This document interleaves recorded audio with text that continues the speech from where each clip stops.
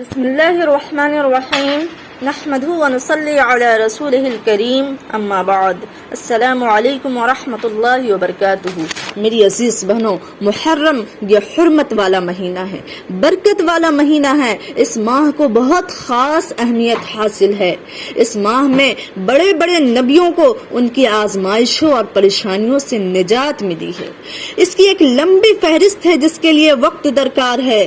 میری عزیز بہنوں، اس مہینے کو شہر اللہ یعنی اللہ کا مہینہ قرار دیا گیا ہے۔ جب اللہ تبارک و تعالی نے اس مہینے کی نسبت اپنی طرف کر لی ہے، اپنی جانب کر لی ہے، یعنی یہ اس کے رحمتوں اور برکتوں کے نزول کا خاص موقع ہے۔ چنانچہ اللہ تبارک و تعالی کے ایسے مبارک موقع پر رحم و کرم کو اپنے عام کر دیتا ہے۔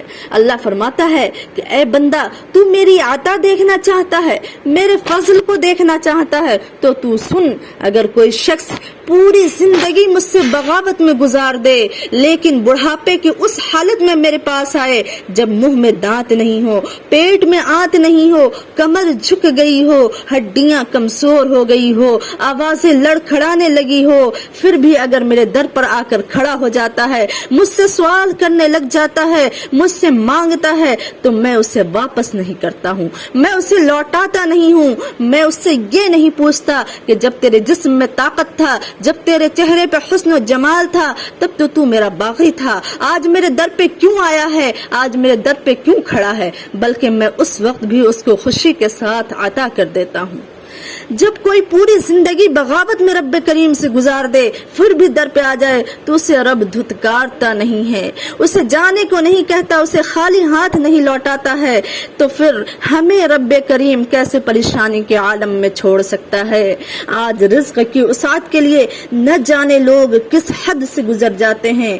کبھی اللہ سے اس طرح مانگ کر تو دیکھیں کہ اے اللہ، جس طرح تو ہماری پیشانیوں کو غیر کے سامنے جھکنے سے بچا لیا ہے، ہم کو مسلم گھرانے میں پیدا کیا، یہ میرا فضل و کمال نہیں ہے، رب کریم یہ تیری عنایت ہے، اسی طرح میرے ہاتھوں کو بھی غیر کے سامنے پھیلنے سے محفوظ کر لے۔ اے اللہ، مجھے غیر کے سامنے ہاتھ پھیلانے کی نوبت نہ آنے دے۔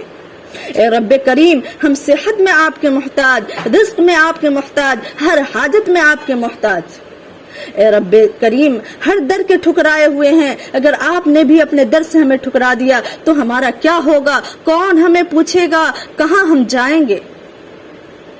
اے اللہ، حاجتیں تو بہت ہے، خواہشیں بہت ہے، ضرورتیں بہت ہے، لیکن تیرا بندہ ہوں، اتنے عظیم الشان عظمت والے رب کا بندہ ہوں، لہٰذا مجھے تیرے سوا کسی اور سے مانگتے ہوئے شرم آتی ہے۔ مولا، تو میری بندگی کا لاج رکھ لے اور میرے محتاجگی کو دور کر دے، میرے فقر کو دور کر دے، میری پریشانیوں کو دور کر دے، میری حاجت کو اپنی طرف سے پوری کر دے اور مجھے غیر کے سامنے جھکنے سے اور غیر کے سامنے ہاتھ پھیلانے سے بچا لے۔